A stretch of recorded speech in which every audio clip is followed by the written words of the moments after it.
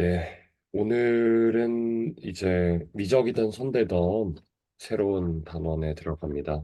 네, 저희 아직 이분 적분, 그러니까 스튜어트 같은 경우에는 적분에서 아직 멈춰 있고요. 디퍼런셜 이퀘이션 그 단원 가기 전에 이제 인테그레이션의 그 또 적용에 대해서 또 다루게 됩니다. 그래서 우리가 지금까지 배웠던 어떤 적분의 테크닉에 대한 거에서 이제 조금 벗어나긴 합니다. 왜냐하면은 조금 펀더멘털하게 우리가 좀 이야기를 하게 되거든요. 이번 단원에는. 그래서 일단 이렇게 하고 또 이제 선대는 이제 이너 프로덕트 스페이스라고 하는 새로운 개념 도입을 하게 됩니다. 그래서 제가 이제 카톡에도 뭐 재밌다고 말씀드렸는데 아마 뭐 새로운 거라서 좀 재밌었던 게 아닌가 싶기도 하고 지금 어쨌든 여러분도 재밌게 느꼈으면 좋겠습니다. 그래서 그 미적은요 이제 말씀드렸듯이 인테그레이션에 이제 적용에 관련된 건데 이제 기하학적인 어플리케이션 어떤 게 있을까 하는 것들을 살펴줘 보겠습니다. 그래서 단원들을 좀 살펴보시면 arc length라고 하는 것, 그러니까 이제 뭐 곡선의 이제 길입니다. 그리고 이제 회전면, 그러니까 그 예전에 차승민께서 선생님께서 발표하셨죠. 이제 면을 가지고 이제 뭐 y축이나 x축이는 뭔가 축을 가지고 돌립니다. 그랬을 때 부피를 알아봤다면 이번에 그 면의 그 surface의 그 면적을 알아보는 거고요. 그 다음에는 뭐 이제 뭐 각종 여러 가지 그 학제에서 어떻게 적분이 쓰이고 있는지 굉장히 많이 쓰일 거지 않습니까? 그런 것도 알아보고 마지막으로 이제 그게 굉장히 또 두드러지게 적용하는 이제 probability 확률에 대해서 아주 잠깐 살펴보는 식으로 구성이 되어 있습니다. 그래서 일단 아크랭스 해보죠. 그래서 되게 곡선의 길이를 구하는 건 항상 그 고대 그리스 뭐 이렇게부터 굉장히 그 지식인들의 오랜 영혼이었다라고 하더라고요. 그래서 어 결국에는 우리는 이제 이걸 어떻게 하는지를 잘 알고 있습니다. 결국에는 도형의 넓이를 구하는 거나 뭐 이제 접선의 기울기를 구하는 거나 그렇게 크게 다른 바는 없어요. 근데 이제 가장 맞닿아 있는 건 아무래도 적분이겠죠. 그러니까 여러 가지로 쪼개고 그거를 무수한 조각으로 쪼갠다라는 그런 개념이 되겠습니다. 그래서 여기서는 이제 길이가 되어 있고요.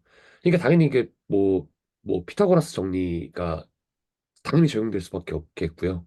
잘게 자르는 거에 있어서 피타고라스 정리가 적용된다고 생각하시면 되겠습니다. 그래서 잘 보시면 아시겠지만 우리가 어떤 y는 fx라는 그래프가 있습니다. 거기서 이제 이 a라고 하는 그 x부터 b라고 하는 점까지의 곡선의 길이를 구하는 겁니다. 곡선의 길이를 구하는 겁니다. 그러니까 아래에 있는 거 면적 구하는 거 아니에요. 그러면 어떻게 하면 되냐면 아까 말씀드렸듯이 뭔가 점을 이어줘요. 등간격으로 일단 이어줄게요. 등간격이 아니어도 되긴 하는데 등간격인 어떤 이 섹터로 나눈 다음에 거기에 대응되는 이제 그 y는 fx 점이 있을 거잖아요. 그러니까 예를 들면 x1이라고 하면은 fx1이 있을 거고 x2라고 하면 fx2가 있을 거고 즉 x1, fx2, x2, fx2 이런 점들이 있을 겁니다. 그런 점들을 각각 p1, p2, order of p1, pn이라고 하고 얘네들을 이제 이어줍니다. 그러면 이런 선분이 되죠. 그러면은 이제 이런 생각을 할 수 있어요. 아, 얘네들을 잘게 잘게 쪼개가지고 이런 점들을 엄청 많이 만들어가지고 선분들을 다 이어주게 되면 얘가 곡선에 뭔가 근접하겠구나라고 하는 거를 생각을 할 수가 있는 거죠. 그래서 그냥 진짜 그런 컨셉이에요. 그래서 이거를 그냥 curve C라고 할게요. 그럼 C의 랭스 L은 다음과 같이 정의를 할 수가 있겠습니다. 그래서 PI-PI가 우리 뭐 AB라고 하는 뭐 예를 들면 동영에서 ABC 삼각형을 하면 AB 선분, 뭐 AC 선분 뭐 이런 식으로 얘기하죠. 똑같습니다. P0, P1, 뭐 P1, P2 이런 선분입니다. 그런 선분을 합을 하는 거예요. 근데 합을 하는데 얼마나 쪼갠다? 무한히 쪼갠다. 그래서 극한이 존재하는 한 이런 곡선의 그 길이는 구할 수가 있겠습니다. 다음과 같이 굉장히 쉽게요. 그래서 극한의 개념이 도입되고 나서야 비로소 우리는 이제 곡선의 길이를 구할 수 있게 됐습니다. 그래서 우리가 이때 어 만약에 어 이 함수 fx가 우리가 이제 그 염두에 두고 있는 함수 fx가 a, b 구간 내에서 만약에 연속인 고함수를 간다면 그러면은 인테그랄 포뮬러로 표현할 수가 있겠습니다. 이거 혹시 이해되시나요? 그러니까 이런 생각을 하는 거예요. 그러니까 그 F를 적분하는 게 아니고 F 프라임을 적분해 가지고 곡선의 길이를 구하고 싶은 거예요. 그럼 F 프라임이 존재해야 되지 않습니까? 그죠? 맞죠? 어, 그래서 우리가 얘를 어떻게 하면 되냐면 어, 얘를 적분의 정의를 이용해 가지고 이제 구하려고 해요. 그러면은 이렇게 해봅시다. 지금 얘 있잖아요. 얘 선분의 길이 피타고라스 티오렘을 구한다고 했죠. 이 데카르트 이 좌표계에서 피타고라스 정리 똑같이 이용할 수 있지 않습니까? 그러면 x좌표, y좌표를 각각 마이너스에서 제곱하고 루트하는 형식으로 구해야 돼요. 맞죠? 그래서 그렇게 할 거예요. 그래서 xi x-1을 델타 x로 두고요. 얘를 델타 y로 둔 다음에요. 이렇게 쓸 거예요. 되시죠? 근데 우리가 평균값 정리에 의하면 지금 이거를 이 선분의 길이를 구한 거잖아요. 그러면은 이 선분의 이 기울기와 똑같은 기울기를 갖게 하는 그러한 x가 구간 내에 반드시 하나 최소한 하나 존재해요. 그쵸? 그러니까 다시 그 대수적으로 쓰면 이런 거를 만족하는 xi 스타가 존재하는 겁니다. 어디에요? 이 구간 내에. 되시죠? 그러면은 이렇게 쓸 수 있을 거예요. 평가 정리의 그냥 표현입니다. 맞죠? 이렇게 쓰면은 이렇게 쓸 수가 있겠죠. 맞죠? 그러면 얘를 아까 우리가 델타 x 델타 y로 넣었던 것들을 두면은 어떻게 됩니까? 이렇게 표현할 수가 있죠. 이렇게 표현할 수가 있죠. 되시죠? 그러면 우리가 선부도 이렇게 델타 x와 델타 y로 표현했던 것처럼 델타 x 델타 y를 xi야 x 그러니까 표현할 수가 있는 거예요. 뭐로요? 델타 x와 델타 y로. 그러면은 이렇게 표현할 수가 있고 이렇게 됩니다. 여기 델타 x 보이시죠? 그러면은 L은 다음과 같은 식으로 표현이 되는 거예요. 여기까지 따라오시죠? 그래서 루트 1 플러스 f 프라임의 xi 스타의 제곱의 루트를 씌한 거를 잘게 쪼개가지고 델타 x 곱해서 계속 더하는 거예요. 맞죠? 근데 이거 많이 봤죠? 리만 합의 그 수식이 똑같이 그냥 보이시죠? 그죠? 근데 리만 합의 극한을 보내는 거 우리가 정의한 게 뭐였습니까? 적분이었죠. 그래서 by definition definite integral인 겁니다. 어디부터요? 우리가 정했잖아요. A부터 B까지. 그죠? 그래서 이렇게 표현할 수가 있습니다. 그래서 델타 X는 그냥 DX가 되는 거고요. 여기는 인테그랜드, 여기가 인테그랜드가 그냥 되는 거죠. 그리고 A부터 B까지. 그래서 이게 의미하는 거는 뭐냐면은 A부터 B까지 잘게 쪼개가지고 다 더하겠다라는 정의에 불과했잖아요. 기호에 불과했잖아요. 그래서 L을 다음과 같이 정의할 수가 있게 되죠. 그래서 함수 F가 미분 가능한 펑션이라는 거가 왜 존재하는지 이제 아시겠죠? 그리고 미분 가능하고 그 불연속점이 무한하지 않아야 돼요. 그죠? 컨티뉴어스 해야 돼요. 왜 그러신지 아실 거예요. 그럼 A, B 구간 안에서 조금 불연속점인 점이 좀 있어도 되냐? 있어도 되죠. 적분 우리가 쪼개서 하면 되잖아요. 불연속점이 무한하지만 않으면 되는 거예요. 그게 우리가 이제 했던 improper integral과 관련된 또 내용이 되겠습니다. 그래서 라이프니츠 노테이션을 쓰면은 우리가 f 프라임 x는 그냥 dy dx잖아요. 그러니까 y가 x에 대한 함수였으니까 다음과 같이 표현할 수가 있겠죠. 그렇죠? 그래서 그러면은 우리가 이제 이렇게 이렇구나. 곡선을 이렇게 구할 수 있다 하는 걸 알았으니까 A부터 B까지 알았으니까 A부터 어딘가까지 그 어디가까지가 변수가 되는 그러한 이야기를 하고 싶은 거예요. 그럼 함수가 되겠죠. A라고 하는 픽스된 어떤 점부터 변수까지 거기에 곡선의 길이를 구할 수가 있을 거예요. 맞죠? 예를 들면은 말씀드렸던 거죠. 여기서부터 여기까지 또는 여기서부터 여기까지 여기서부터 여기까지 이걸 구하고 싶은 거예요. 그러면 여기까지라고 하는 것들이 변수가 될 거예요. 그러면 함수가 되는 거죠. 그래서 알클랭스에 대한 펑션도 우리가 구할 수가 있습니다. 그럼 우리 되게 쉽게 구할 수 있다는 걸 알아요. 왜냐면은 이거 변수로 그냥 취해주면 되거든요. b까지를. 맞죠? 근데 여기서 그 x라고 하는 변수를 뒀으니까 이게 안에 있는 거는 이제 그 좀 혼동을 피하기 위해서 t라는 거로 둡시다. 그래서 이렇게 변할 수 있어요. 그럼 얘는 함수죠. 그래서 어떠한 a라고 하는 픽스된 포인트부터 x라고 하는 그 정의역까지 x, fx까지의 곡선의 길이가 다음과 같이 정의가 될 수가 있겠습니다. 그렇죠? 그러면은 얘를 FTC를 쓰고 싶어요. 펀더멘탈 티어리 칼큘러스 써가지고 미분을 때려보고 싶은 거예요. 왠지 모르겠는데 그냥 하고 싶은 거예요. 그래서 했어요. 그랬더니 이렇게 구할 수가 있었어요. 그러면은 우리는 S에 대한 디퍼런셜, X에 대한 디퍼런셜, 그리고 Y에 대한 디퍼런셜에 대한 관계식을 구했네요. 그렇죠? 그래서 이렇게 표현할 수도 있고 또 얘를 정리를 하면 제곱을 해가지고 정리를 하면 이렇게도 표현할 수 있고 결국에는 이렇게도 표현할 수 있어요. 그럼 얘가 뭐가 되는 겁니까? 곡선의 길이에 대한 방정식이 되는 거예요. 그죠? 그래서 이렇게 구하면은 그냥 곡선의 길이인 거예요. 그래서 S 뭡니까? 곡선의 길이입니다. 곡선의 길이입니다. 그래서 곡선의 길이의 아주 작은 변화는 그 X 길이의 아주 작은 변화의 제곱에 Y의 아주 작은 변화가 되는 겁니다. 이거 되게 퍼밀리어한 그 등식이죠. 뭡니까? 피타고라스 티오렘이죠. 뭐 당연히 나올 수밖에 없지만 피타고라스 티오렘이 이렇게 우리를 괴롭힙니다. 그래서 중학교 때 왜 주구장창 피타고라스 하고 막 도형 그렇게 하고 했느냐 하면은 너무 중요하기 때문이겠죠.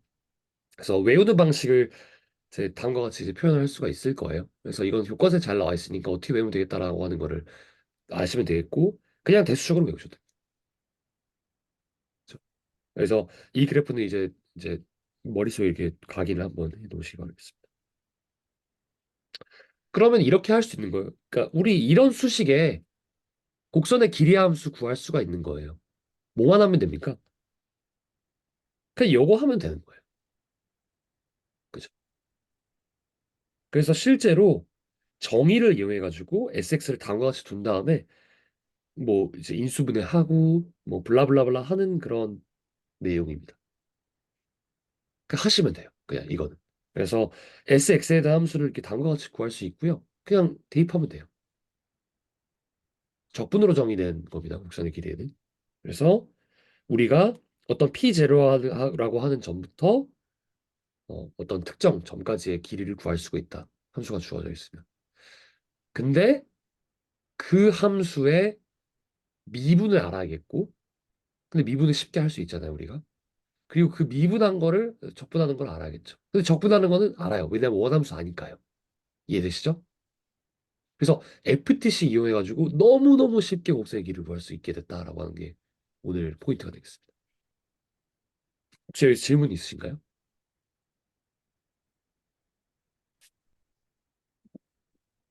맞습니다. 네. 우리 진짜 몇 페이지 안 되는 몇 분, 지금 17분, 15분 지났는데 15분 지나는 거에서 곡선의 길이를 우리가 정의를 해냈죠. 대단한 겁니다. 그 진짜 제가 대단히 발표했다는 게 아니고요. 당연히 아시겠지만 곡선의 길이를 아는 거는 정말 중요한 문제고 사람들을 굉장히 괴롭힌 문제였어요. 근데 이게 미분적분 개발되니까 말도 안 되게 쉬운 문제로 됐다라는 거예요. 좋은 세상에 살고 있습니다. 그래서 적분을 그러니까 우리는 곡선의 길이를 어떻게 구하는지 알았다 이런 것도 당연히 중요한 건데 적분을 어떻게 활용해서 곡선의 길이를 알았다 이렇게 이제 보시는 게 단원의 어떤 제목에 부합하는 바가 될 것 같습니다. 그래서 뭐 또 차승희 선생님 말고 또 질문 있으신 분 없으시면 발표는 여기까지 마치겠고요. 오늘 민벨리 티어렘 그리고 펀더멘털 티어렘 칼큘러스 이렇게 두 가지 사용을 했습니다. 그리고 적분의 정의에 대한 그 재방문을 한 거죠. 잘개 쪽에서 더한다 하는 게 그냥 적분의 그냥 정의 그 자체다 하는 거를 다시 리비빗 한 겁니다. 그래서 어 그래서 의미 있다고 말씀드리는 거고 재미없다고 말씀드리는 거였고 우리가 이제 계속 인테그럴 테크닉에 막 그냥 국한돼가지고 계속 하지 않았습니까? 물론 그것도 재미를 찾으려면 재미를 찾을 수 있어서 저는 그렇게 크게 재미있진 않거든요. 근데 이제 정의에 다시 돌아갈 수 있다는 거에 굉장히 좀 재미를 느꼈습니다. 그래서 여러분도 재미를 느끼셨으면 좋겠습니다. 네. 그래서 8.1절은 이렇게 됐고요. 8.2절 이제 revolutionary야 면접 구하는 겁니다. 그래서 그것도 왠지 적분으로 할 수 있을 것 같다는 그런 감이 오시잖아요. 그래서 그거 세영 선생님께서 발표해 주시겠습니다. 제가 아직 공유를 안 풀어서요. 네. 세영 선생님 발표해 주시면 감사드리겠습니다.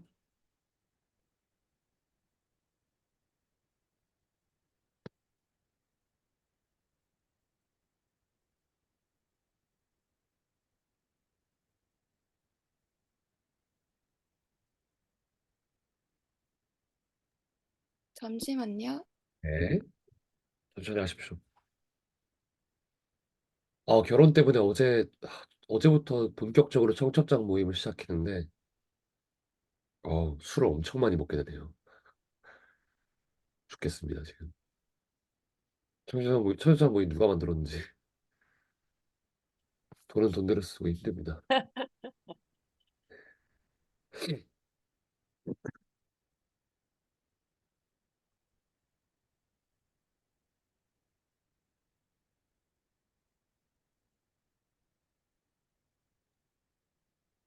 8.5 제가 하려고 써놨습니다. 예, 감사합니다. 프로버빌리티 해보고 싶네요. 네, 네네, 방금 하셨군요. 네, 네, 네, 굉장히 재밌을 겁니다. 그리고 우리 뭐라고 하죠? 정규분포 맨날 얘기하잖아요. 그것도 사실 적분으로 정의가 되어 있잖아요. 그래서 근데 그 볼 때마다 이렇게 화들짝 놀라곤 했던 우리가 이제 그거 보면은 오케이 이런 거구나 이제 할 수 있는 그런 계기가 된 것 같고 또 확률 사실 굉장히 많이 쓰이는 만큼 발표하시는데 큰 의미가 있을 것 같습니다. 네, 세세 발표해 주시면 감사드리겠습니다. 네, 앞에서 그 회전면에 대해서 잠깐 언급했는데 8.2절은 그 회전면의 넓이를 구하는, 그러니까 회전체의 건널비를 구하는 실제로 적용해보는 게 되는데요. 가장 기본적으로 밑면의 반지름이 R이고 높이가 H인 원통의 옆면을 보시는 것처럼 이제 화면 빨간색으로 보시는 컷대로 쫙 펼쳐면 이때 얻어지는 직사각형이 원통의 옆면의 건널비가 되거든요. 그래서 이 건너비를 구하면 이 당연히 직사각형 구하는 거니까 쉽게 2파이 r h로 구할 수가 있어요. 지금 보시는 것처럼. 그리고 또 다른 예시로 밑면의 반지름이 r이고 이 부채꼴, 그러니까 원뿔 모형으로 되어 있는데 이거를 그 원뿔의 옆면을 쫙 잘라서 쫙 펼치면 이때 얻어지는 모양이 부채꼴 모양이 되거든요. 이게 원뿔의 옆면의 건널비가 되고요. 그 옆면의 넓이가 부채꼴의 넓이니까 저희 중학교 때 배운 부채꼴의 넓이 공식 다들 기억하시죠? 2분의 1 R제곱 세타 해가지고 반지름 곱하면 되는 거.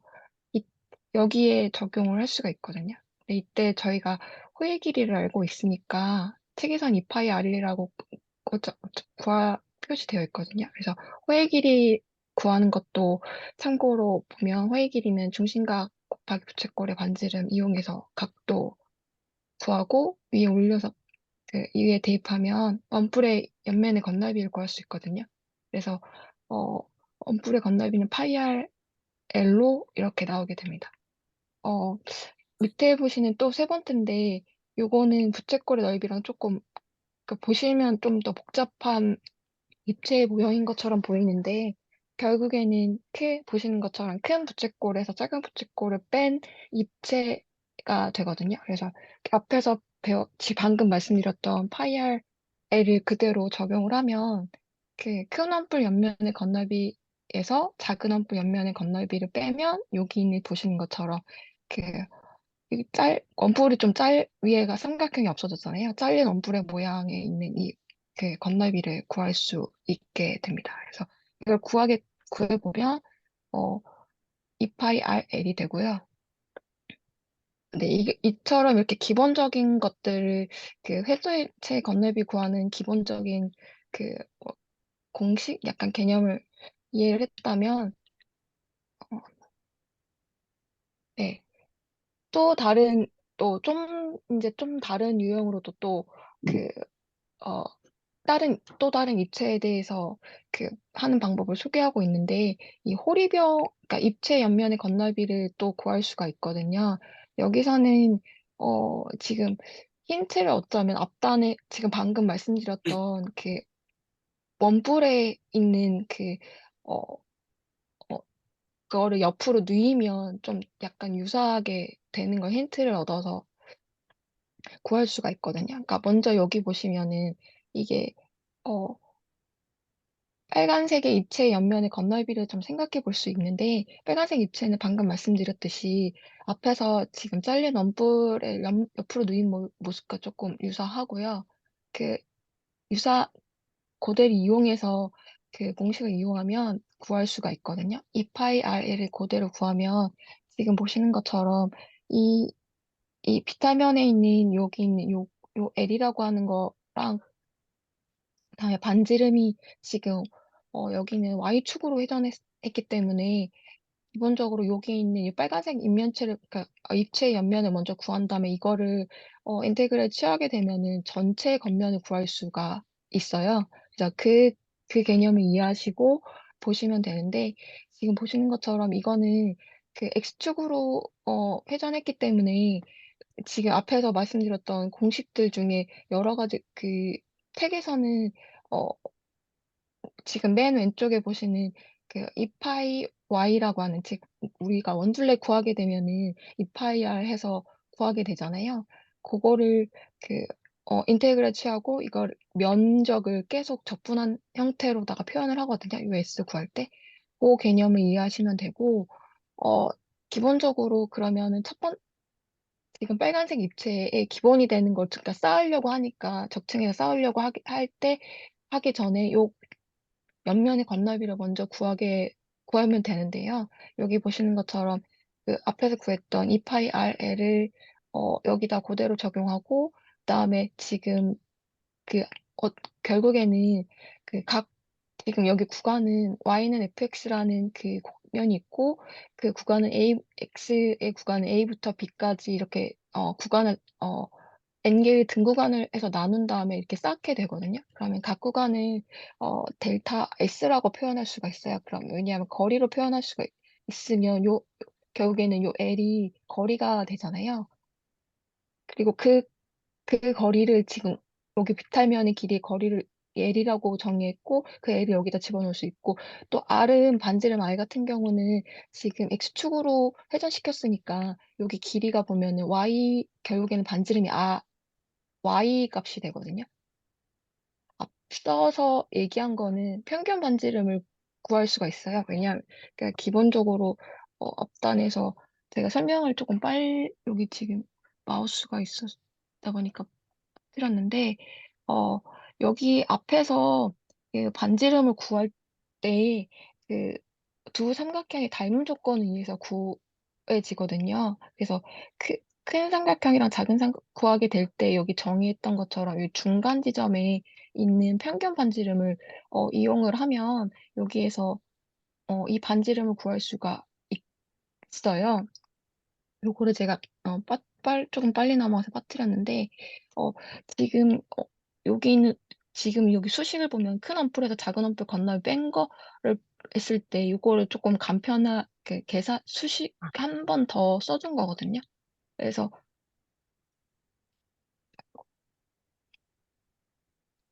네, 어, 여기도 똑같이 그거를 적용을 해서 이 지금 중간에 있는 중간 평균 반지름을 이용을 하고 있더라고요, 책에서는. 그래서 어, 각각의 2파이 L에는 공식에다가 각각 L이랑 R이랑 구해서 여기에 있는 그 빨간색 입체의 옆면을 구하게 되고 이 옆면을 계속 그 근사시켰으니까 왜냐하면 결국에는 두 점 사이의 거리를 근접하게 되면 결국에 각각의 점 하나로 구할 수가 있잖아요.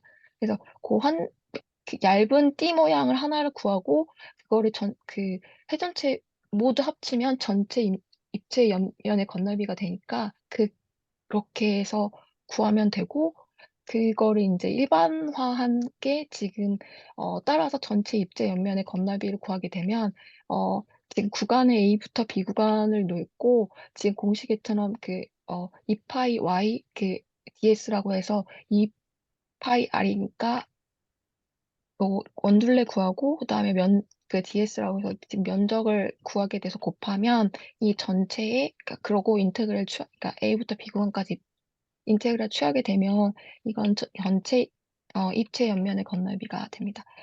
책에서는 표현을 세 가지로 하고 있는데 이게 다 같은 거거든요.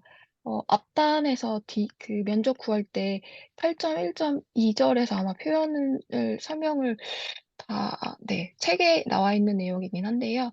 그 DS를 지금 X 축으로, 그러니까 표현을 할 때 지금 여기 보시는 건 어, 어, DS를 구할 때 여기 보시는 요렇게 표현할 수도 있고, 지금 DS를 또는 Y로 해가지고 계산해서 표현할 수가 있거든요. 이거 다 여기 DS를 구할 때 이용하는 거고, 지금 보시는 빨간색의 세 개는 다 같은 표현이니까, 요거는 참고를 하시면 좋겠습니다. 네.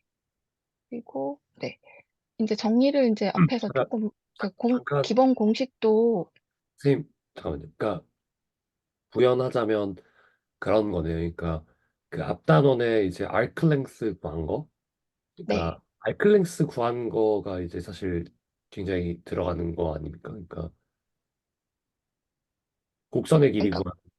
네네. 곡선이 있고, 곡선을 따라서 곡면을 만들 수가 있고, 곡면을 따라서 하나를 구하고, 그거를 적층해서 쌓으면, 결국에는, 사실 이게 밑면이랑 앞에 뚜껑이 있는 건 빼고요. 여기서는 그 회전면에 대한 넓이를 구하는 거기 때문에, 어, 원둘레를 구하고, 지금 방금 이제 정리를 하게 책에서는 정리를 해서 이렇게 표현을 해주게 되는데, 곡선 Y는 fx 또는 그 표현을 또 x는 어, G여부 Y로 표현할 수가 있는데 이걸 X축 중심으로 회전시키거나 혹은 Y축 중심으로 회전시킨 입체 도형의 옆면의 건너비는 이렇게 표현할 수가 있거든요. 지금 먼저 X축으로 회전하면 지금 반지름이 R이고 그다음에 지금 그러니까 원줄을 구하면 2파이 R이 되잖아요. 그 2파이 R 구한 거 하나 구하고 그 면적을 지금 DS로 놓고 이 DS를 쭉 인테그를 시키면 이 전체 면적이 된다. 하나가 있고 이거는 Y축으로 회전시켰을 때 그 반지름이 R이고 그러니까 그거 2파이 X가 되고 원주가 되고 그 두 면에 있는 거를 DS를 구하기 요 면면 얇은 띠 하나를 구하게 된 게 DS거든요. 그러니까 DS를 구한 다음에 이거를 전체로 쭉 쌓으면 네. 회전체의 건널비가 된다. 즉 아이번즈 입체 도형의 옆면의 건널비를 지금 보시는 방금 제가 설명했던 것처럼 반지름이 Y인 원둘레 2파이 Y와 또 아주 짧은 비탈 길이 지금 비탈 길이라고 표현을 하거나 혹은 여기 지금 XY자로 이렇게 근사화시키면 결국에 한 점으로 놓을 수 있으니까 아주 짧은 비탈 길이 얇은 띠 하나 DS를 곱해서 뭐 X축 중심으로 회전시키거나 혹은 당연히 Y축 중심으로 회전시켰으면 반지름 X가 2파이 X가 되고 똑같이 DS 곱한 다음에 X축으로 회전시키거나 Y축으로 회전시켰을 때 근사한 얇은 띠 모양을 계속 접근하면 전체 건널비를 구할 수 있다. 이렇게 이해하시면 될 것 같습니다. 네, 혹시 여기서 이해 안 되시는 부분이 있을까요? 좀 쉽게 구하더라고요. 네. 이렇게 쭉 옆면을 구하고, 요런 이렇게 보면, 이거 어떻게 구하지? 그랬는데, 네, 쉽게 이렇게 구하게 되더라고요. 네.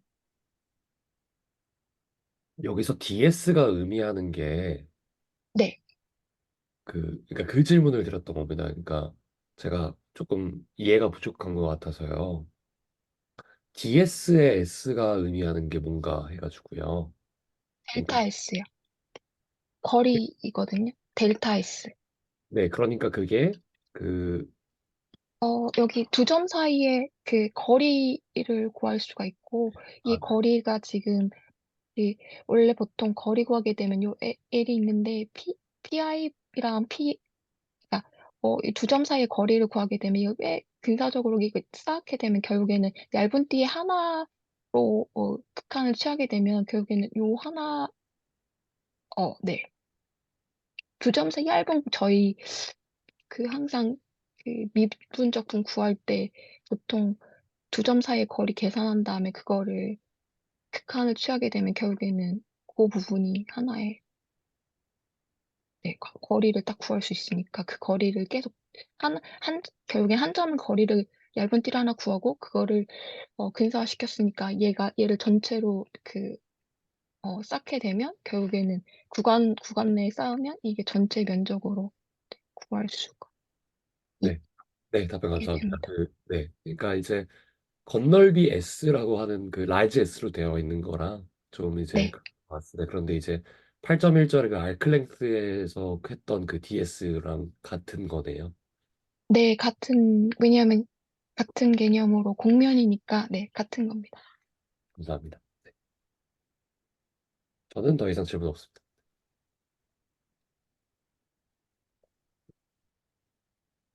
좀 확장해서 생각해 보면요. 네, 지금 저 건널비를 구하고 있는데 네. 이 용량을 구하려면 그냥 단순 곱셈을 하면 되나요? 제 방금 그 마지막 말만 이해를 좀 잘 안 들려가지고. 예, 그 겉면의 서피스, 그러니까 겉면의 면적을 지금 쭉 구하고 있는데 네, 만약에 이런 용기의 특정 구간에 담기는 전체의 용량, 볼륨을 구하려고 할 때요. 네, 그때는 단순히 곱셈일지 아니면 먼저 컨볼루션 뭐 이런 개념 있잖아요. 아마 그런 함수의 곱 같은 컨볼루션 곱으로 합성곱으로 가야 되겠죠?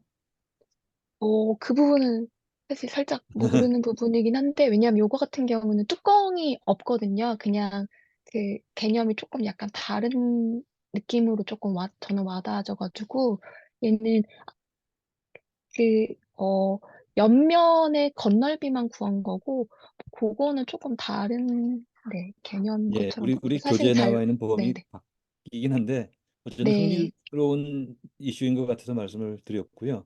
네, 제가 아는 바로는 이제 그냥 예컨대 지금 겉면을 구한 다음에 이 중심축의 길이를 단순히 곱해서는 안 되고 어, 어차피 이제 함수와 함수의 곱이기 때문에 아마 합성곱 뭐 이런 걸 해야 될 것 같아요. 그냥 지금 우리가 적분을 이용해서 뭐 아크 랭스나 아니면 그 서피스 에어리어를 구하고 있는데 아마도 다시 또 실질적으로 생각하면 이런 용량의 문제도 아마 우리 관심이 될 것이다 이런 생각 때문에 잠깐 언급을 했습니다.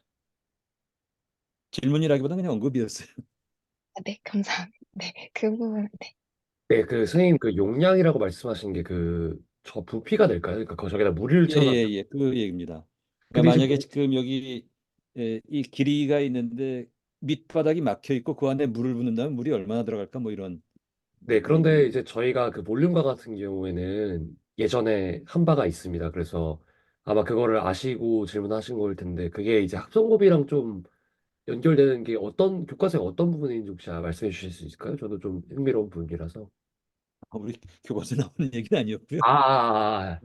다른 데서 보셨다 말씀하신 네, 거군요. 예. 예, 예, 예. 예. 그 어쨌든 제가 그 볼륨은 일단 구했고 볼륨은 저희가 아시다시피 당연히 그 네, 앞단에서, 네, 네, 차승민 선생님께서 발표하신 거 차승민 선생님이랑 강민 선생님도 하셨던 것 같은데 아무튼 네, 네, 선생님이 하셨던 것 같습니다. 네, 그래서 그렇게 있었고요. 네, 그렇죠. 그 강민 선생님도 하셨었고 네, 아무튼 그렇습니다. 근데 이제 그게 말씀하신 것처럼 그러니까 아무래도 이제 딥러닝 쪽 또 강의도 하시고 윤 선생님께서 하시기 때문에 이제 언급을 해주신 것 같은데 아니 그냥 제가 언급한 이유는 단순히 에, 그런 이슈도 같이 생각해 볼 필요가 있지 않을까 뭐 생각 정도입니다. 코멘트 감사합니다. 그래서 어떻게 그러니까 어떻게 그런 그 노션을 얻으셨는지 궁금해서 여쭤봤습니다. 네, 저도 한번 나중에 한번 공부해 보겠습니다. 또 혹시 코멘트 있으신 분 있을까요? 음. 선생님 그 아직 발표가 끝나지 않으신 거죠? 네, 조금 더 남았습니다. 금방 네. 끝납니다. 네. 네. 그래서 예제가 여기 책에서는 총 4개를 표현하고 있는데, 지금 첫 번째의 이그샘플 같은 경우는 그 y는 루트 4 마이너스 x제곱이라고 하는 이 곡선이 주어지고 반지름이 2고 2인 원의 방정식이 주어졌어요. 이 구간 x 구간은 마이너스 1부터 1로고 이때에 x축으로 회전시켜서 얻어지는 입체도형의 건널비를 구해보자. 이게 첫 번째 문제거든요. 근데 여기 보시는 것처럼 이게 그 반지름이 원이 있는데 원에 있는 거를 다 하지 않고 구간을 잘랐거든요. x 구간을 마이너스 1부터 1로 하면 여기 지금 이만큼이 빈 마이너스 1이 있는 그 곡선 구간만 구하게 되면 이런 모양이 되거든요. 요거를 x축으로 회전시켰더니 이렇게 모양이 되고 이거 같은 경우는 어, 구간이 있고 이의 건널비를 구하게 되면 똑같이 앞에서 이해를 했던 그 구간 면적을 그 옆면의 건널비를 구하게 되면 마이너스 1부터 1까지 적분 구간이 되고 2파이 y x축으로 회전시켰으니까 결국엔 요거 y 값이 반지름이 되고 여기 ds 이거는 이전에 책에도 소개되어 있던 건데 요거 ds를 구하게 되면 또 어, 곱하면 기본식이 나오고요. 그다음에 기본식에서 이거 여기 있는 이거 뒤에 그 여기 y가 있으니까 이거를 미분해서 구하면 미분 공식에 의해서 지금 이렇게 해가지고 대입을 하고 지금 어 네, 요 각각의 요 지금 y도 이렇게 각각에 대입해서 계산을 하면 실제로 8파이가 된다. 여기서의 핵심은 구간을 이렇게 나눠져 있고 얘를 x축으로 회전시켰을 때 입초도형의 건널비 어떻게 구하냐 이렇게 해서 이렇게 기본 틀이 있고 틀에 맞춰서 안에 있는 거 계산하면 이렇게 쉽게 구해진다. 이게 첫 번째 예시가 되겠고요. 다음에 두 번째로는 이거는 지금 곡선이 주어지겠는데 곡선이 지금 앞에는 y 이퀄 fx로 돼 있는데 이거는 곡선 x 이퀄 g of x는 y 형태로 이렇게 주어졌을 때 그리고 y 구간이 0부터 3까지 있을 때 이거를 또 x축으로 회전시켜서 얻어지는 입체 도형의 건널비를 구해보자. 인데요. 이게 똑같이 지금 x축으로 회전시켰으니까 어, 이 옆면의 건널비는 그 구간이 0부터 3까지 적분 구간이 되겠고 2파이 r이니까 r은 y 여기에 집어넣고 이 면적이 기본적인 여기 입체띠 하나 요거 구하고 그거를 0부터 3까지를 쭉 적층해서 쌓으면 옆면의 건널비가 되는데 이때 기본 공식 있고 똑같이 지금 dy 여기는 어, 앞에는 dx분의 dy였는데 이거는 y에 관해서 미분해서 할 수 있잖아요. 그럼 미분해서 미분공식 계산하면 dr분의 dx 계산해서 루트 y 여기다 집어넣고 똑같이 그 대신 근데 단순히 넣었더니 이 안에 있는 값이 적분하기가 좀 쉽지 않잖아요. 1 플러스 y의 그러니까 루트 y가 되니까 이거를 y 대신에 적분 변수 u로 치환할 수가 있거든요. 그러니까 이 치환할 때 주의할 거는 적분 구간도 같이 변경을 해줘야 한다는 거 꼭 잊지 마시면 좋겠고, 또 구간 계산해서 각각의 값 집어넣어서 계산해보면 15분의 232파이가 된다. 이렇게 이해하시면 될 것 같습니다. 혹시 여기서 질문 있으실까요? 아, 없습니다. 네. 첫 번째와 두 번째와 다른 점은 적분이 조금 어려울 때는 치환적, 치환해가지고 치환적분하면 됩니다. 이렇게 이해하시면 될 것 같습니다. 네. 세 번째 같은 경우는 좀 다른 또 곡선이었는데 이제는 포물선이거든요. 네. 지금 주어진 거는 y는 x제곱이라는 포물선이 주어지고 특정 구간, 이거 구간인 경우에 y축으로 이번에 회전시켰을 때 이렇게 나오는 요런 지금 모양이 입체도형의 건널비를 구해보자. 했을 때 똑같이 입체도형의 건널비는 2파이 이번에는 y축으로 회전시켰으니까 여기 있는 여기가 x가 되거든요. 그러고 이 얇은 띠 특정 구간에 있는 얇은 띠 면적 하나 뒤에서 곱한 다음에 그거를 구간 내에 적분하면 되는데 여기서 주어진 게 y는 x제곱을 이렇게 미분하면 2x가 되고 똑같이 집어넣고 그다음에 여기도 안에 있는 게 지금 적분을 좀 쉽게 하려고 하면은 여기도 u로 치환해서 계산을 하고 그다음에 네, 계산을 하면 이렇게 6분의 파이 이런 값으로 결과를 얻을 수 있게 됩니다. 네, 이렇게 되고 네 이제 네 번째 이제 마지막인데요. 이거 y equal 2x라는 커브가 있고 0부터 x가 0부터 1 사이의 구간으로 주어졌을 때 x축으로 회전시키면 이때의 입체의 옆넓이를 구해볼 텐데 어, 이렇게 한번 그림을 y는 2x가 이렇게 빨간색으로 이렇게 그림이 그려지거든요. 요거를 구간 0부터 1까지를 한번 그 그래프를 그려봤고 요거를 0부터 1까지 회전시키면 앞단에서 저희가 배웠던 모양과 거의 좀 유사한 걸 알 수 있거든요. 그래서 요 공식을 그대로 적용을 하고 적용한 다음에 여기는 사실 exponential 함수는 제가 계산을 하는 거를 어, 똑같이 계산을 하는데 결론부터 말하면 요거는 계산하기가 좀 복잡해서 그 적분 계산기로 계산해가지고 실제로 나오는지 봤더니 이렇게 나오더라고요. 그래서 이렇게 나오게 되는, 가 확인하실 수가 있는데 중간에 여기에 exponential, 그러니까 EX를 뭐 유로 취한하고 여기 보시면 요거 같은 경우는 탄젠트랑 그다음에 삼각함수 공식 이용해가지고 시컨트 세제곱 제타 이거 구하고 그다음에 각각의 구간 역시 이게 지금 치환했으니까 치환한 구간에 대해서 이게 잘 안 보이네요. 치환한 구간에 대해서 잘 적용을 하시고 그다음에 이거를 각각의 지금 탄젠트 세타가 그러니까 지금 치환한 거에 대해서 각각에 잘 넣어줘서 어, 계산을 해서 나오면 결국에는 이렇게 근사화할 수 있다라고 계산이 되어지더라고요. 이거는 제가 손으로 계산하지 않았고 적분 계산기로 계산을 했습니다. 세 개는 그 중간에 딱 그 첫 번째 보시는 첫 번째, 두 번째, 세 번째 줄에 있는 여기까지만 나오고 그다음에 딱 이렇게 그 컴퓨터로 계산하면 이렇게 나온다라고 되어 있더라고요. 그래서 요거는 중간 계산을 한번 네, 적어 보았습니다. 네, 이상입니다. 혹시 질문 있으실까요?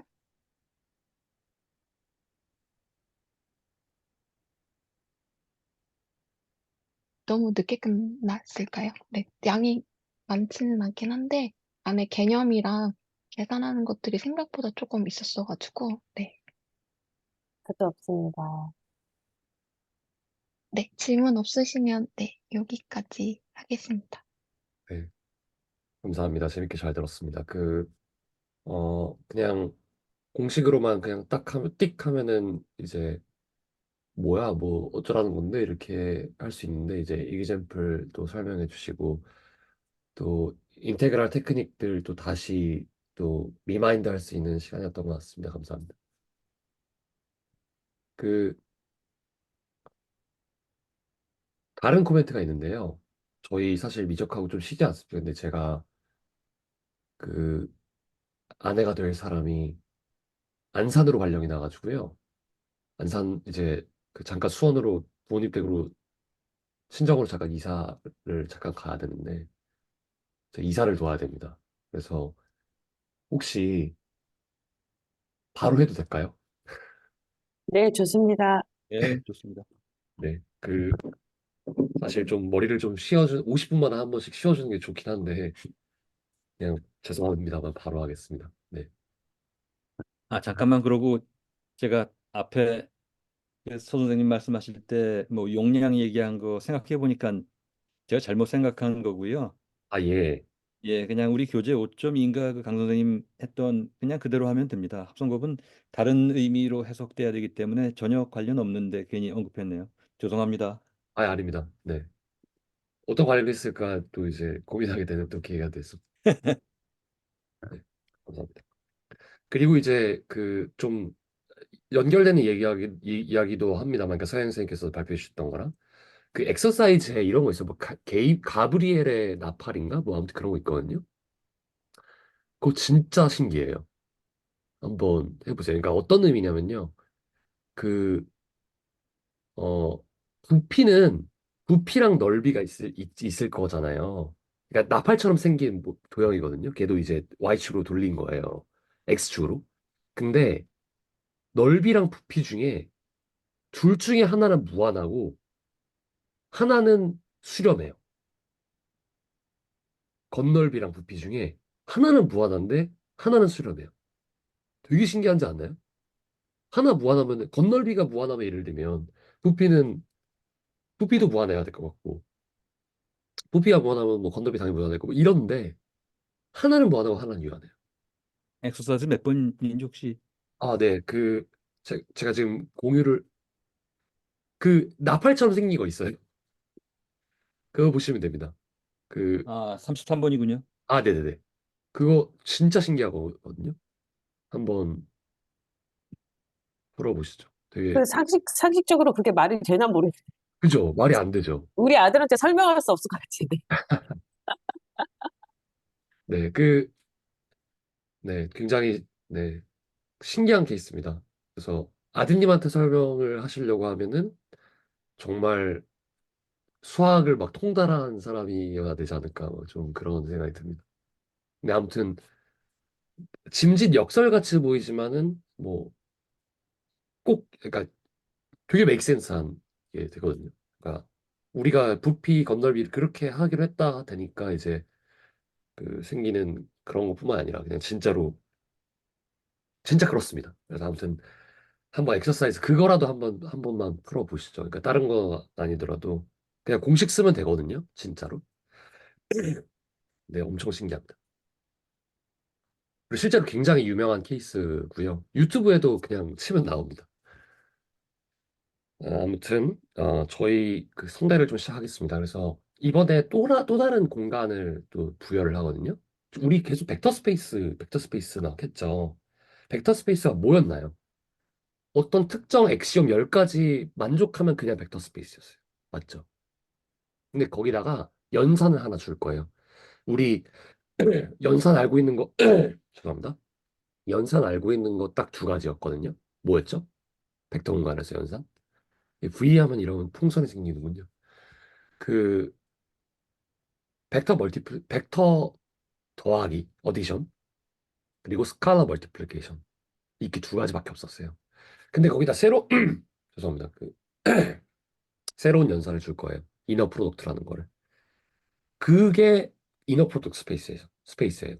그거밖에 그냥 오늘 그거 하나 배울 거예요. 벡터 스페이스에 뭐를 한다?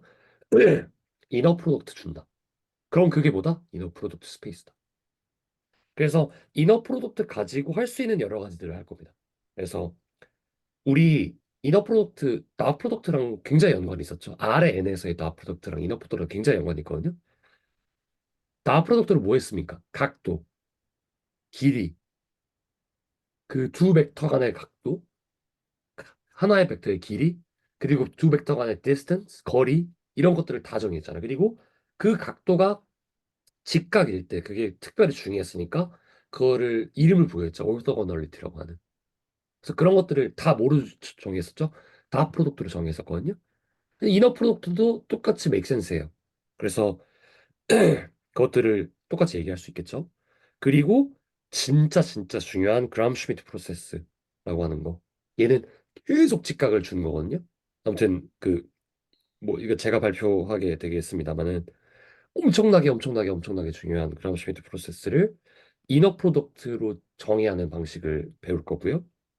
그리고 우리 또 차세민 선생님께서 그 아까 미적 probability 해주신다고 했습니다만 또 어, 통계 이제 확률이 굉장히 중요한 것처럼 또 통계에 굉장히 중요한 이슈로 하는 또 리스트 스퀘어 그 최소 제곱법 이것도 이제 이너 프로덕트의 관점에서 할 수 있거든요. 그래서 어, 혹시나 관심 있으시면 선생님 이것도 둘 중에 하나 발표해 주시면은 그러니까 그 해주시면 좋겠습니다.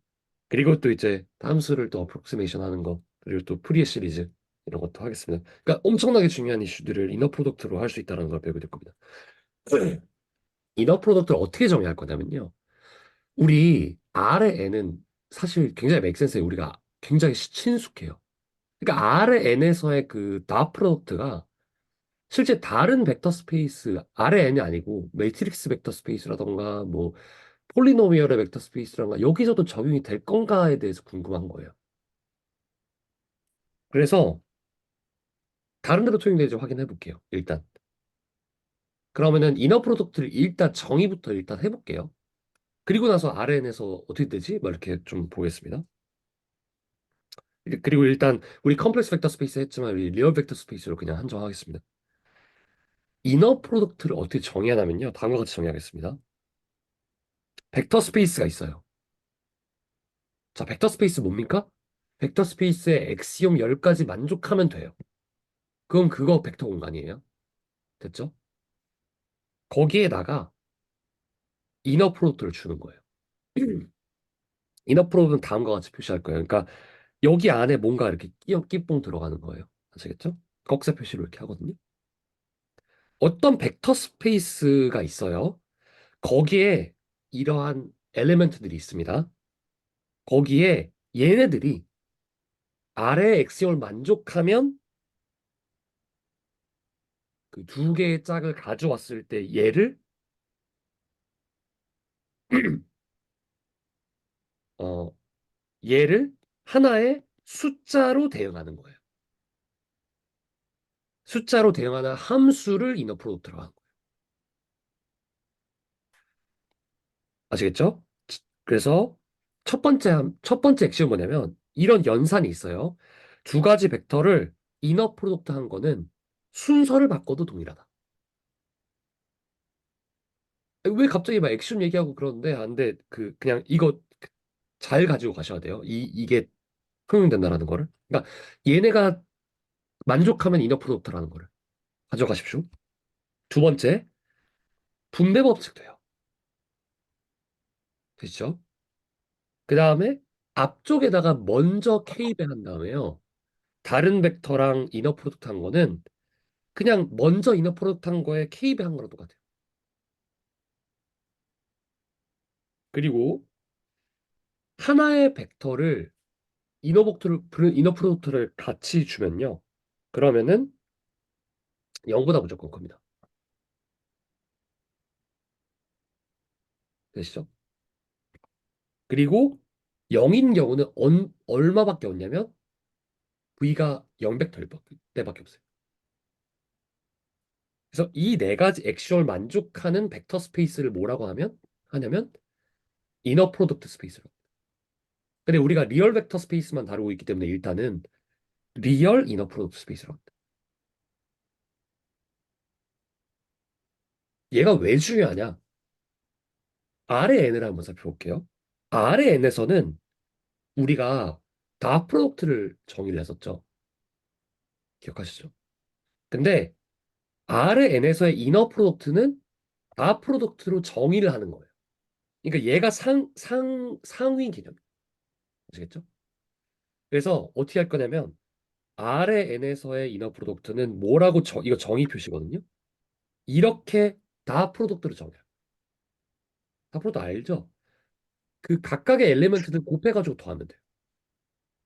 리니어 컨비네이션으로 그냥 리니어 컨비네이션은 정확히는 아닙니다. 아무튼 이렇게 됐죠. 그러니까 리니어 컨비네이션 맞죠? 아무튼 이렇게 정의했어요. RN에서의 이너 프로덕트 뭐로 정의한다? 다 프로덕트 정의한다. 그래서 RN은 특별하게 유클리드는 이너 프로덕트로. 그러면 봐보세요. RN이 있어요. 얘는 이너 프로덕트 아니죠. 이너 프로덕트 스페이스 아니죠. 맞죠? 아니죠. 여기에다가 뭐를 주는 겁니까? 이너 프로덕트라는 연산을 주는 거예요. 그럼 뭐가 돼요? 이너 프로덕트 스페이스가 되는 거예요. 아시겠죠? 연산을 주는 거예요. 근데 연산을 어떻게 줄 거냐면 이런 방식으로 줄 거라는 거예요. 왜 뜬금없는 소리 하고 그래? 할 수 있잖아요. 근데 이게 되게 중요합니다. 왜냐하면 내 마음대로 줄 수 있거든요. 이거 혹시 이해되시나요? 얘만 만족하면 이너 프로덕트 마음대로 줘도 되는 거예요.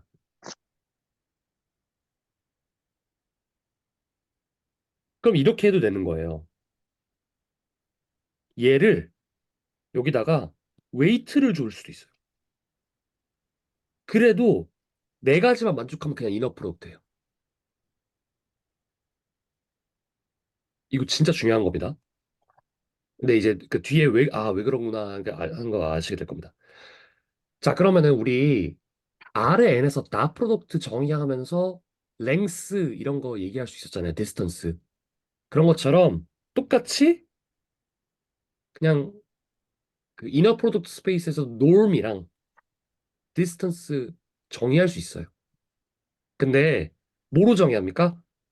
R의 N에서는 나 프로덕트로 정의하는 거예요. 그냥. 아시겠죠? 그래서 이렇게 하면 됩니다. 디스턴스는 이렇게 하면 됩니다. 그래서 norm은 다 프로덕트로 정의하고 디스턴스는 norm으로 정의하는데 그러니까 두 벡터의 차의 norm으로 정의하는데 그 norm 자체는 이너 프로덕트 아니 더 프로덕트로 정의하지 않습니까? 그러니까 이렇게 되는 거예요. 그죠? 근데 R의 NS의 나 프로덕트는 뭡니까? 이너 프로덕트예요. 됐죠?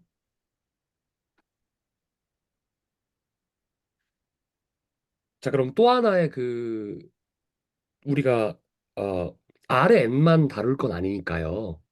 norm이랑 디스턴스를 또 정의를 할 수가 있을 겁니다. 근데 아까 말씀드렸듯이 R의 N에서의 이너 프로덕트는 죄송해요. R의 N에서의 norm과 디스턴스는 다 프로덕트로 정의했잖아요. 그러니까 이너 프로덕트 스페이스에서 norm과 디스턴스는 이너 프로덕트로 정의하면 되는 거예요. 그죠? 그러니까 이렇게 정의하면 되는 거예요. 되시죠?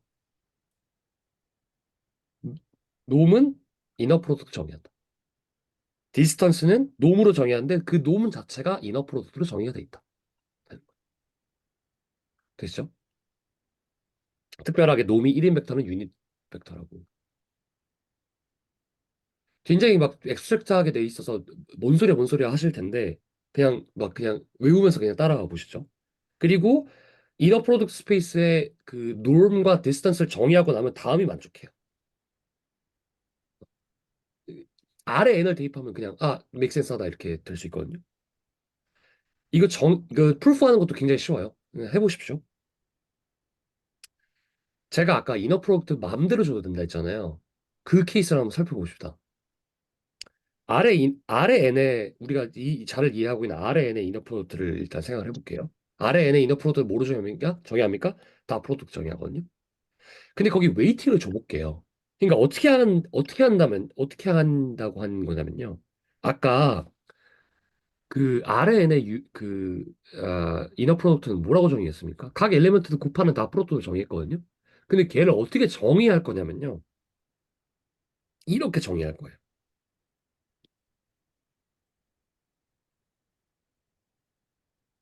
이게 굉장히 큰 함의를 가지고 있다는 거 이해하시나요? 이렇게 정의해도 엑시오만 만족하면 된다라는 거예요.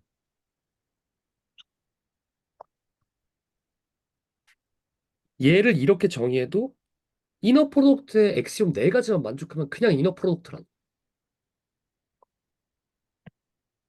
우리 벡터 스페이스에서 R의 n에서 막 폴리노미얼, 뭐 매트릭스 이런 걸 확장할 때 이런 개념 들어갔었죠.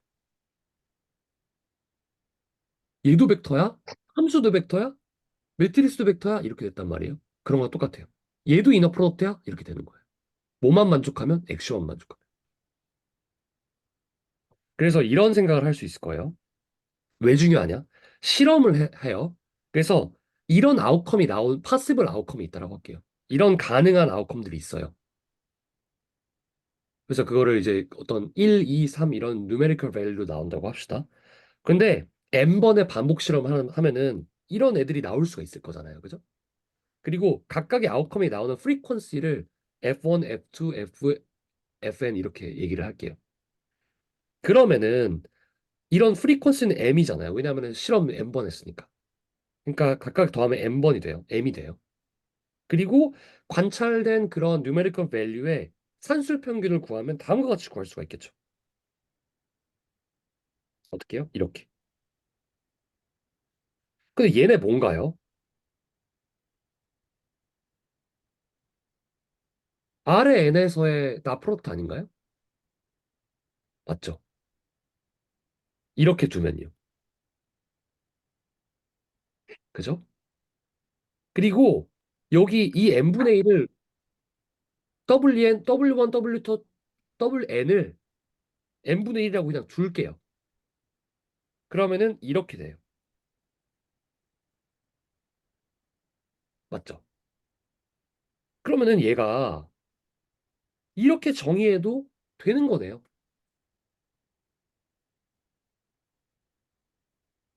이 흐름이 이해가 되시나요? 여기 줘도 아무 상관이 없는 거예요.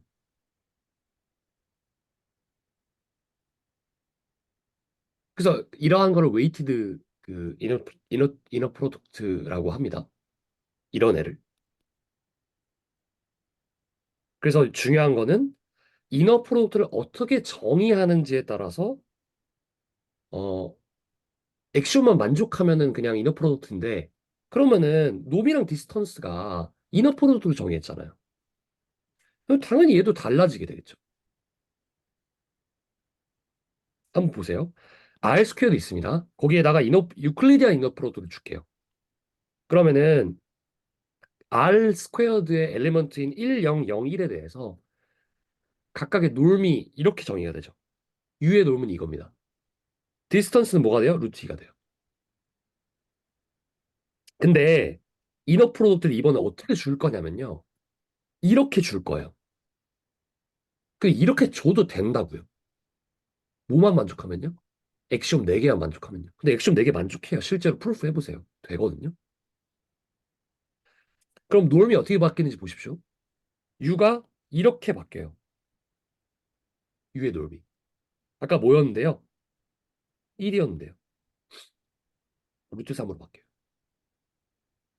디스턴스는 뭐로 바뀌어요? 루트 2였는데 루트 5로 바뀌어요. 이거 뭔가 찌그러짐이랑 연관이 있지 않습니까? 공간의 찌그러짐과? 이런 생각을 하는 거예요. U와 V가 밸류가 변했나요? 밸류가 안 변했어요. 근데 norm이랑 즉 벡터의 길이와 벡터 간의 거리가 변했어요. 그럼 이거 뭔가 공간을 찌그러뜨린 거랑 연관이 있지 않을까 생각을 하는 거예요. 그러면은 우리가 그 이너 프로덕트 스페이스에서 뭐 그 그 어 그 뭐야 원이랑 구를 일단 정해보고 진짜 공간의 찌그러짐과 연관인지 보자고요. 그래서 V가 이너 프로덕트 스페이스입니다. 벡터 스페이스 아니에요. 그 이너 프로덕트를 줬어요. 근데 이너 프로덕트 아무거나 줘도 되는 거예요. 근데 이너 프로덕트를 어떻게 줄 거냐면 이렇게 그러니까 이너 프로덕트 일단 줘요. 그리고 나서 놈이 1을 만족하는 점들의 집합을 벡터 스페이스 그 이너 프로덕트 스페이스의 유닛 스피어로 할게요. R 스퀘어드에서는 유닛 서클이 됩니다. 그러니까 이거 그냥 정의 알고 넘어갈게요. 그러면은 어 공간의 찌그러짐과 왜 연관이 있는지를 좀 살펴보자고요. 자, 첫 번째로 이너 프로덕트를 뭐라고 정의할 거냐면 이거 지금 일단 그 R 스퀘어드입니다. 이렇게 정의하고요. 그러니까 우리가 그냥 이미 알고 있는 그 스탠다드 유클리드의 이너 프로덕트로 그냥 정의하고요. 두 번째로 이렇게 정의해 볼게요. 얘 뭐죠? 얘 웨이티드 이너 프로덕트죠. 그죠? 웨이트 1이 9분의 1, 웨이트 2가 4분의 1인. 이렇게 이너 프로덕트 정의하고 살펴보자고요. 뭐를요? 놈이랑 디스턴스를요. 그러면은 이렇게 둘게요. U 똑같아요. 그죠? U의 놈 어떻게 되나요? 1이에요. 여기에서의 U의 놈은 뭐가 돼요? 이렇게 돼요. 그죠? 그러면은 얘 제곱하면 이렇게 되죠. 얘 제곱하면 이렇게 됩니다. 각각의 이너 프로덕트를 달리 주니까 유닛 서클의 이퀘이션이 달라져요. 맞죠? 여기에서는 얘가 1인 거예요. 얘가 1인 지점인 거예요. 그럼 보세요. 이게 무슨 의미입니까? 원점을 중심으로 반지름이 1인 원이죠. 얘는 뭐야 돼요? 뭐가 돼요? 타원이 돼요. 지금 봐봐요. 아, 죄송합니다. 봐보세요. 얘도 1이고 얘도 1이고 얘도 1이고 얘도 1이라고요. 길이 다른데요? 아니에요. 공간이 찌그러졌기 때문에 그냥 길이가 1이라고요. 대수적으로 make sense 해요. 근데 공간이 찌그러졌다고 생각하면 또 make sense 한다는 거예요. 그거를 그림으로 표현하면 이렇게 돼요. 자, 봐보세요. 얘는 우리가 알고 있는 시스템입니다. 그래서 x 이쪽이 다 등간격이에요. 여기도 등간격이고. 그래서 evenly distribution 돼 있어요. even distribution 돼 있거든요. 근데 얘를 이너 프로덕트를 달리 주면 뭐가 되냐면 이렇게 되는 거예요. 자, 원래 여기 있었던 게 어디로 가냐면 이렇게 가는 거예요. 여기 있었던 게 저쪽에 가겠죠. 몇 배 되겠습니까? 3배 되겠죠. 9분의 1이니까. y는 여기 있었던 게 이만큼 가는 거예요. 여기 있었던 건 2니까 이만큼 가는 거예요. 공간이 어떻게 된 거예요? 이렇게 있다가 넓어진 거예요. x축으로 이만큼 3배 되고 y축으로 이만큼 2배 되고. 그러면은 이 원이 이 찌그러진 공간에서 타원이 되는 게 이해가 되시나요? 풍선을 부풀기 전에 원을 그려보세요. 그리고 걔를 부풀려 보세요. 그럼 원이 이렇게 찌그러지죠. 그죠? 그런 거를 상상하시면 돼요. 그러니까 이렇게 된다. 아, 그러니까 공간의 찌그러짐은 이너 프로덕트를 달리 줌으로써 우리가 표현할 수 있겠구나 하는 게 되는 거예요. 그럼 그럼 이렇게 연결할 수가 있는 거예요. 우리 공간의 찌그러짐에 대해서 얘기할 때 행렬 곱을 대입했던 거 혹시 기억하시나요? 매트릭스 멀티플리케이션? 어떤 벡터에다가 매트릭스를 항등행렬 말고 다른 어떤 매트릭스를 주면은 공간에 찌그러졌어요. 이너 프로덕트랑 행렬 곱이랑 연관이 있네요. 실제로 연관이 있어요. 항등행렬을 곱하는 거는 그냥 그대로인데 뭔가 찌그러진 거를 곱하면은 그러면은 공간이 찌그러지는 거나 다름이 없게 되겠죠. 그쵸? 굉장히 유사하죠. 그래서 여기서 그렇게 알 수가 있는 거예요. 아, 이너 프로덕트를 매트릭스로 정의를 할 수 있구나 하는 걸 알 수가 있게 되는 거예요. 그래서 우리가 R의 N의 이너 프로덕트를 이게 정의를 했을 때는 그냥 엘리먼트들을 곱하는 식으로 정의했지 않습니까? 근데 걔는 굉장히 일반적인 케이스이고, 아, 죄송합니다. 스페셜한 케이스이고, 걔는 사실 이너 프로덕트는 매트릭스로 정의를 한다고요. 정의를 할 수가 있다. 그래서 이렇게 정의를 합니다. 그러면 R의 N에서 스탠다드 유클리디안 이너 프로덕트는 A를 뭐로 하면 되겠습니까? 항등행렬로 하면 돼요. 상대행렬이 아니라 다른 매트릭스를 부여하면 뭐가 됩니까? 찌그러지게 만드는 이너 프로덕트가 되는 거예요. 즉 웨이티드 이너 프로덕트 되는 거예요. 그러면 우리가 유클리드 이너 프로덕트는 웨이트가 다 1인 웨이트 이너 프로덕트가 되겠죠?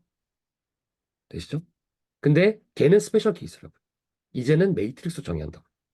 그러니까 어 그냥 우리가 일반적으로 알고 있는 이너 프로덕트는 이 행렬이 항등 행렬인 이너 프로덕트가 되는 거. 되시죠? 근데 이제 이렇게 정의하면은 얘가 이렇게 표현할 수 있잖아요. 그죠? 얘는 지금 다 프로덕트입니다. 다 프로덕트는 행렬 곱으로 표현할 수가 있죠. 이거 이해되시나요? 예를 들면은 1, 2가 있고 뭐 2, 3 이런 벡터가 있다고 합시다.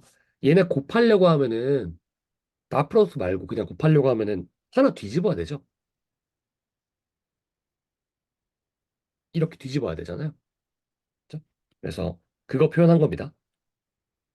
그래서 이거니까 이렇게 표현할 수 있고 얘는 즉 이너 프로덕트는 매트릭스 이너 프로덕트는 이렇게 표현할 수 있다. 는 겁니다. 됐죠? 어, 그래서 지금 여기 말씀드린 건 아까 스탠다드 유클리드 이너 프로덕트를 만드는 행렬이 항등행렬이라는 걸 말씀드린 거고요. 실제로 웨이티드 유클리드 이너 프로덕트 스페이스는 각각의 웨이트가 그 다이애고널 엔트리가 이제 루트로 되어 있는 루트 웨이트로 되어 있는 이 행렬을 여기에다가 곱해준다라는 거임을 알 수 있어요. 해보셔야 됩니다. 그래서 지금 시간이 이렇게 돼 있는데 굉장히 많네요. 목이 아파지고 있는데 어, 빠르게 하겠습니다. 그 이너 프로덕트의 다른 예들을 좀 알아볼게요. 그러니까 얘만 그 이너 프로덕트 스페이스는 아니잖아요. 그러니까 얘만 벡터 스페이스는 아니잖아요. 폴리노미얼도 벡터고 뭐 다른 애들도 다 벡터예요. 그러니까 거기에도 한번 이너 프로덕트 줘보는 거예요. 근데 네 개 엑시온 만족하면 이너 프로덕트 다 그냥 돼요. 그러니까 실제로 그걸 보자고요. 그래서 어 중요한 거는 어, 매트릭스인데 매트릭스에서 그냥 일단 살펴보고 이제 그 펑션에서는 좀 넘어가 볼게요. 빠르게 넘어가 볼게요. 자, 매트릭스 스페이스가 있어요. 그러니까 매트릭스가 벡터로 되어 있는 벡터 스페이스가 있습니다. 그래서 얘를 이렇게 한다고 했죠. n by n 매트릭스만 모아놨어요. 거기에다가 이너 프로덕트 어떻게 줄 거냐면 이렇게 줄 거예요. 그게 무슨 말이에요? 내 마음이라는 거예요.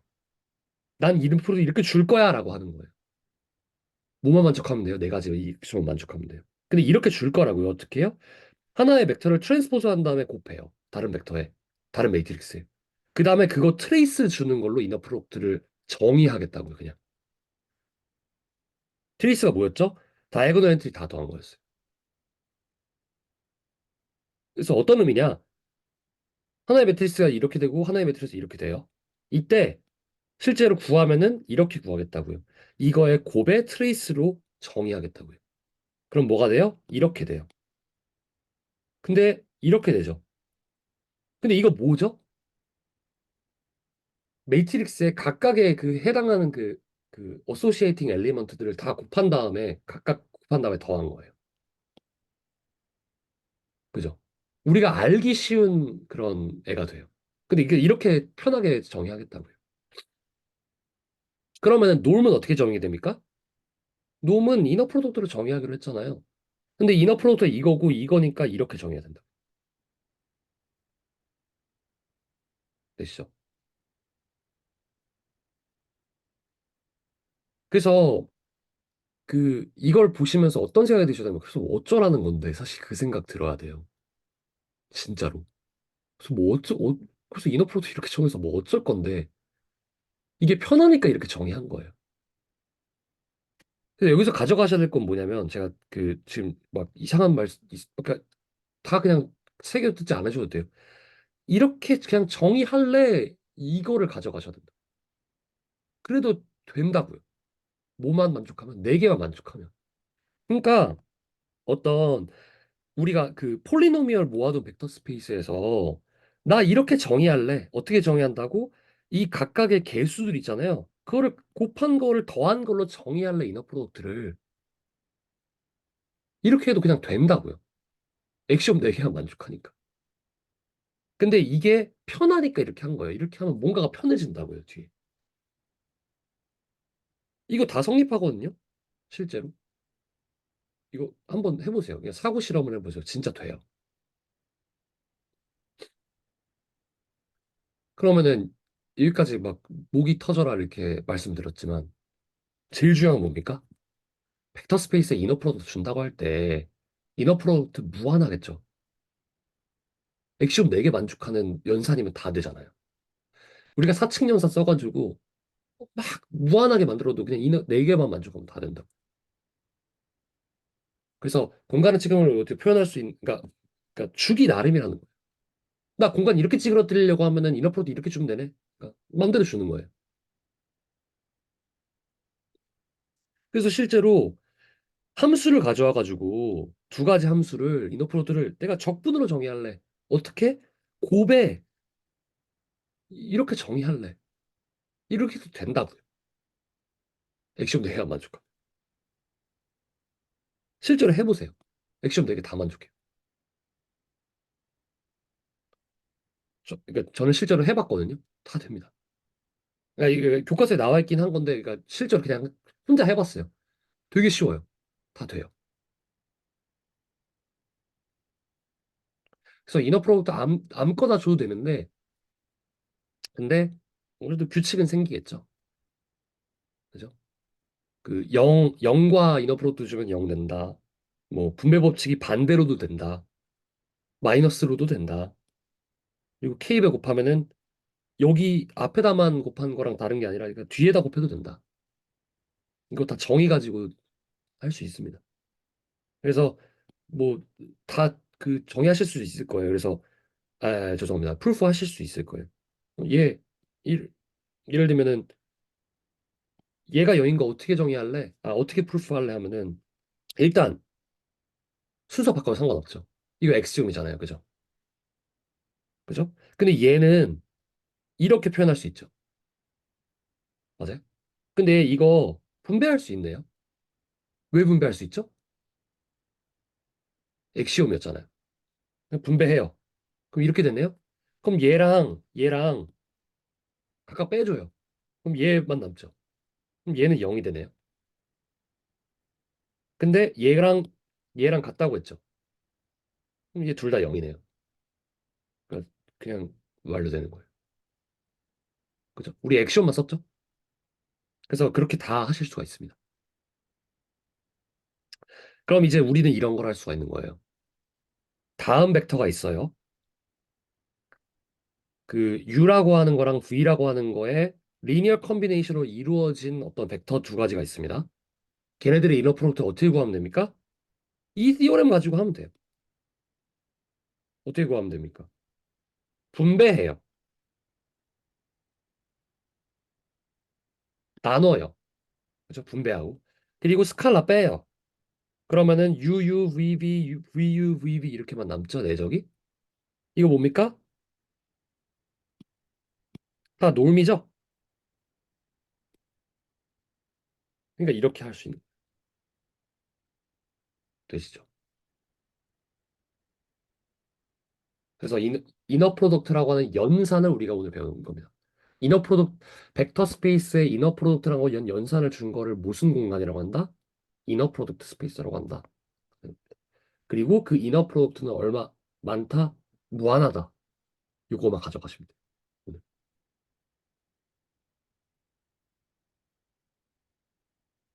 질문 있으신가요?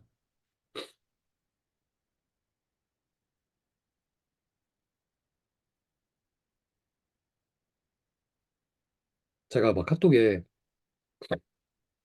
너무 재밌다고 말씀드렸잖아요. 마냥 재밌지만 않죠. 네, 진짜 한번 그 교과서를 한번 따라가 보세요. 진짜 재밌어요. 정말 제가 재미없게 말을 해서 그렇지 진짜 재밌습니다. 그래서 저는 그러니까 이거 뭔가 행렬곱이랑 좀 닿아 있는데 맞닿아 있는데 그러니까 사실 여기서 그런 걸 느꼈거든요. 이 어딨니?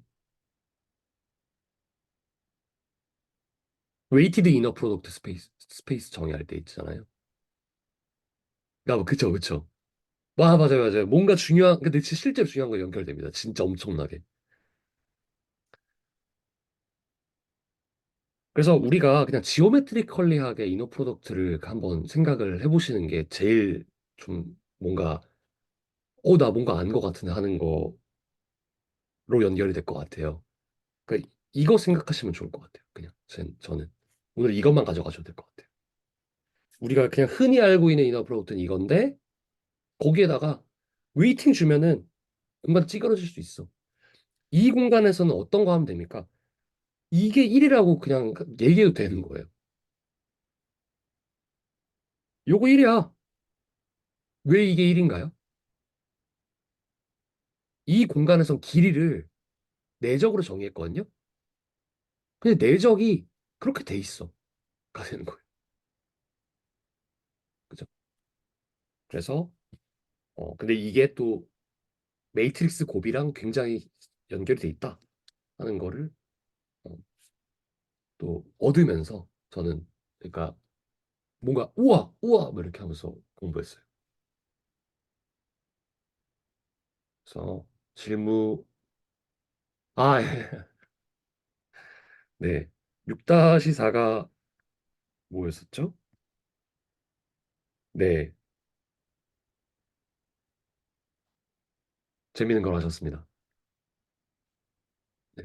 그 이것도 카톡으로 말씀드렸던 6.4, 6.5 통합은 하지 말까요? 아 네네네. 네네네. 그러니까 저 그것도 좋을 것 같습니다. 그러니까 6.4, 6.5로 같이 하는 것도 좋을 것 같은데 이제 차승희 선생님께서 만약에 이제 조금 저기 하다 싶으면 6.4만 하시고 6.5는 누군가 6.5 누군가가 하시고 이렇게 하시죠. 네. 근데 사실 그렇지 않습니까? 우리 어쨌든 다 공부하고 들어오는 거지 않습니까? 우리 합의는 그렇기 때문에 네.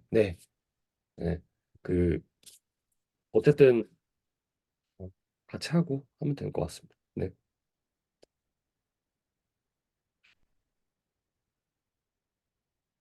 저는 여기까지 하겠습니다.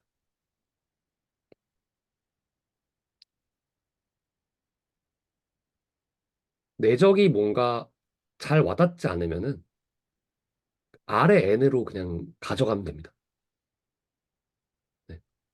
그 예전에 굉장히 오래전에 그 윤영기 선생님께서 그런 말씀하신 적이 있었어요. 우리 처음에 제너럴 벡터 스페이스 그 전에 막 유클리드 벡터 스페이스 얘기할 때 제가 막 그런 얘기를 했거든요. 막 함수도 벡터입니다. 뭐 행렬도 벡터랍니다. 이렇게 하니까 윤영기 선생님께서 그 뭔 소리야? 그게 무슨 말씀인가 하신 적이 있거든요. 저는 제 기억이 있거든요. 근데 결국엔 제너럴 벡터 스페이스에서 그게 이제 사실로 밝혀졌죠. 근데 이제 어 그때 윤영기 씨께서 말씀하셨던 게 어, 결국 아래 n에 있었던 거 그냥 그대로 똑같이 거기 있는 법칙 그대로 가져가가지고 벡터 스페이스라고 그냥 하는 거 아니냐 이렇게 말씀하시는 바가 있거든요. 근데 그게 맞더라고요. 우리가 알고 있는 아래 n에 있는 법칙을 되게 제너럴라이제이션을 한 게 그냥 벡터 스페이스더라고요. 실제로 수학자들이 그렇게 했더라고요. 그래서 예, 이런 그때 제가 얘기했던 거는 유클리디언 벡터 스페이스하고 제너럴 벡터 스페이스의 차이가 유클리디언이 직교좌표와 동일한 의미냐. 그런데 유클리디언이라고 할 때는 반드시 직교만을 얘기하는 건 아닐 텐데 그럼 제너럴 벡터 스페이스가 무슨 차이냐. 뭐 이런 얘기였죠. 그랬었나요? 네네네. 제가 좀 살짝 잘못 파악했었는데 왜 그걸로 기억하고 있는지 모르겠습니다. 아무튼 뭐 그런 질문이셨고 어쨌든 이제 어 제가 그때 대답을 아마 아닙니다라고 했던 것 같아요. 직교좌표계만 유클리드는 아닙니다 이렇게 했던 것 같거든요. 근데 지금 생각해보면은 뭐 맞는 얘기는 아니죠, 그죠? 그러니까 유클리디아는 아닌 겁니다, 그죠? 찌그러뜨리고 뭔가 기울이고 하면 지금 현재로 봐서는 유클리디언 벡터 스페이스라는 거는 반드시 직교만을 얘기하는 건 아니지만 예컨대 Rn의 벡터 스페이스가 유클리디언으로 볼 수 있는데 제너럴 벡터 스페이스라고 할 때는 그것이 폴리노미얼이라든지 다른 그 이외 임의의 그 형성된 함수에 의해서 정의되는 벡터 스페이스 뭐 이런 정도로 확장되지 않을까요? 네, 그렇습니다. 그리고 이제 일단 직교좌표계가 아니면 유클리디아 아닌 걸로 이제 그냥 하시면 됩니다. 네, 그 정의가 그렇게 돼 있습니다.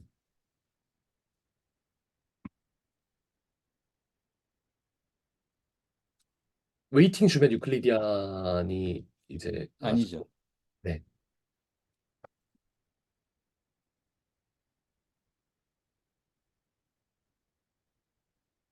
또 코멘트 혹시 있으신 분? 그래서 마지막으로 말씀드리면은 그러니까 이너 프로덕트 결국에는 뒤에 나가면서 그러니까 이너 프로덕트에 굉장히 막 그 에센스라고 하는 우리 그 엑시옴 있잖아요.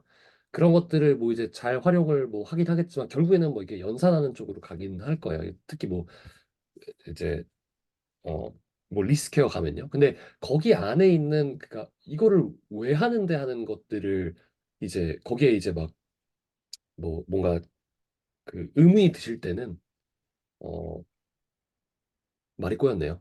그러니까 이너 프로덕트를 우리가 지금 왜 이렇게 엄밀하게 정의했는가를 나중에 알게 될 겁니다.